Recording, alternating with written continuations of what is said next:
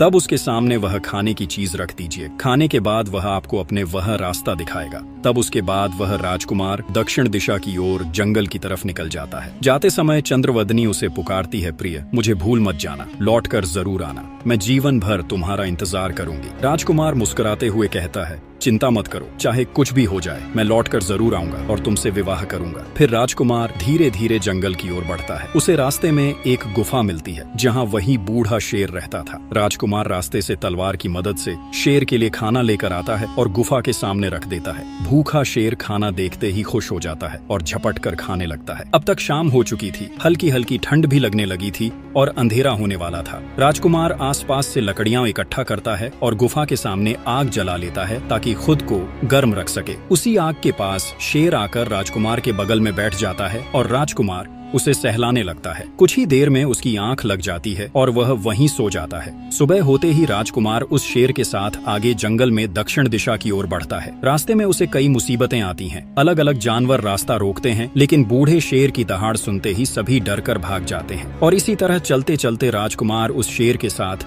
समुद्र के किनारे पहुंच जाता है। और वह जैसे ही समुद्र के किनारे पहुंचता है, देखता है कि थोड़ी दूर पर एक व्यापारी कई हाथियों पर सामान लदवाकर कुछ सैनिकों के साथ समुद्र तट पर खड़ा है। राजकुमार सीधा उस व्यापारी के पास जाता है। व्यापारी उसे देख पूछता है, तुम कौन हो और यहाँ क्या कर रहे हो? तब राजकुमार उसे अपने साथ घटी सारी घटना बताता है और कहता है कि मुझे किसी भी तरह समुद्र के उस पार जाना है। तभी व्यापारी देखता है कि समुद्र के दूसरी ओर से उसकी नाव लौट रही है, वही नाव जिससे वह अपना सामान ले जाया करता है। नाव जैसे ही किनारे पहुँचती है, व्यापारी अपना सामान उस पर चढ़वाने लगता है। इतने में राजकुमार उससे विनती करता है, कृपा करके मुझे भी इस नाव से समुद्र पार जाने दे। व्यापारी कहता है, यदि अब इस नाव पर थोड़ा भी अतिरिक्त भार डाला गया तो यह नाव डूब सकती है। माफ कीजिए, मैं आपकी मदद नहीं कर पाऊंगा। अगर मैंने ऐसा किया तो मैं अपना काम समय पर नहीं कर पाऊंगा। तब राजकुमार कहता है, हे मान्यवर, अब आप सब जान चुके हैं कि मुझे उस पार जाना कितना जरूरी है। आप ऐसा कीजिए, मेरे पास कुछ सोने के सिक्के हैं और यह गले की चैन, आप इन्हें रख लीजिए, पर मुझे जाने दी। वह व्यापारी बहुत लालची था। उसने तुरंत वह सोने के सिक्के और चैन ले लिए और नाव से कुछ सामान उतरवाकर राजकुमार को उस नाव में बैठने। अगले भाग के लिए सब्सक्राइब करें, बने रहे।